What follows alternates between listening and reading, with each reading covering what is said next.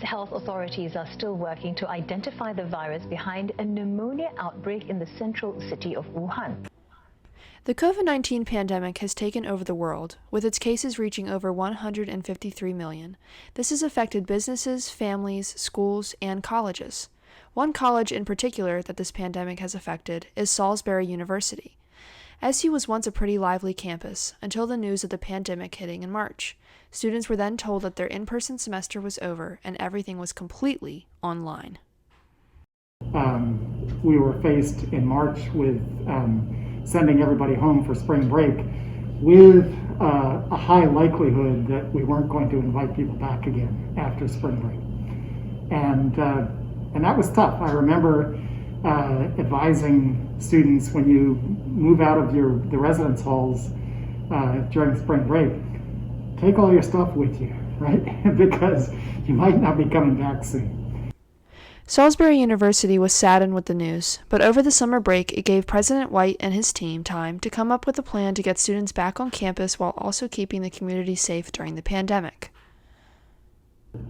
There's a recognition among leadership that testing does not prevent the spread of disease, but human behavior does.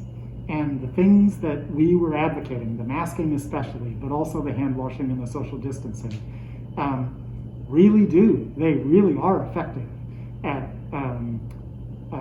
halting the spread of the disease. And I was immensely proud. As the 2020 fall semester began, students found themselves returning to campus with new safety precautions in place. Safety precautions include social distancing signs, room capacity limits, face mask requirements, weekly COVID tests, hand sanitizer dispensers, and disinfectant supplies. Upon returning to campus, each student was given a mask and hand sanitizer. With the new precautions in place, SU was able to stay a hybrid university. For me, they did help me stay on campus. Like, some other schools were just strictly back home. Some schools did not meet at all. So it is sort of a middle ground, I guess. I still get to be where I am. I still get to see Salisbury. There are about 4,000 weekly COVID tests administered, which includes students and faculty.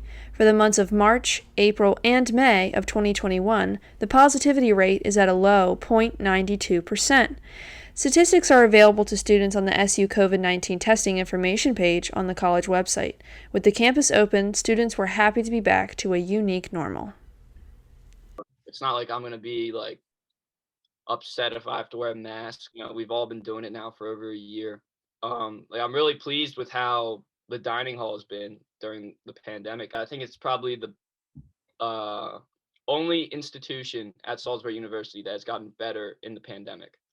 I think we're doing good right now. We had a spike in COVID cases last semester, and so definitely had to roll things back a little, but I think we're on a good track, for sure. Even student organizations are finding ways to adjust and adapt. But the way it's changed is just, like I said earlier, with the virtual format being used more, our eyes are now open to that and the possibilities around that. So, yeah. Other colleges are following suit of SU's plans, including Carroll Community College in Northern Maryland. Jane Frazier, head of the theater department at Carroll Community, talks about what the college has done to keep their students safe but present on campus. Once we knew we were probably going to be virtual, or weren't exactly sure how many people they wanted to have back on campus for the fall, they gave us all the option. We could either have face-to-face courses if we really felt like that specific course needed to be face-to-face, or a hybrid, which there's a couple different ways that we're doing hybrid, or totally going online. So for theater, it's so hands-on, right? So we kind of had all of the combinations. So we got to try everything. So I kept my acting classes face-to-face. Now they were masked. You had to do the, safety check every day when you come onto campus, all of that, and the spacing. SU's theater department has put on virtual shows, including the Baltimore Waltz, Everybody, and Love and Information. Carroll Community has also found a way to bring the arts back through this dark time. And we decided how many students could we have on the stage for an acting class. we created little boxes. Everybody has their own little box, and then the boxes are 6 feet apart from each other with the playing space like in the center. We're like, we'll try it, and it actually worked really well. I was really kind of surprised. But our stagecraft course was a hybrid, and what we did, because we have smaller classes, they met like one day a week, like on our Teams site virtually. And then the second class period of the week, they did actually meet on the stage. And we purchased some extra tools and equipment, and then we made each person in the class got like their own little toolbox. So they all had, and that was always theirs the whole semester. So they always went back to that. So they weren't using everybody's and touching everybody's, tools and equipment and all of that. And then we just sanitized. Despite the precautions that SU has planned out, there are still underlying issues. Anatomy 1, we would meet together, we would have like computers, we would have models, we had things to look at, things to touch, things to like manipulate. Now we're just online. I can go on my computer, I guess, and like look at pictures of cadavers, but I can't move them, I can't touch them, I can't see them physically. So it's kind of hard because I am like a hands-on person. I'm not really getting the information that I need.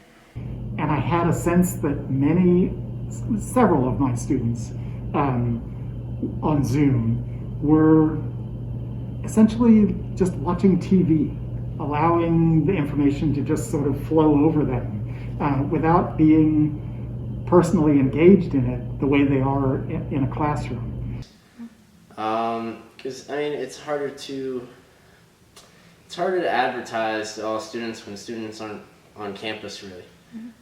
There's the options right now for them to be on campus, but it's not really, they have to have their campus clearance and all these other things. So like, we can put flyers up around campus, but only the freshmen that are gonna see it, and they only come out of their dorms for usually non-class things. So it's not like they're out of their dorms all day like your typical freshman year.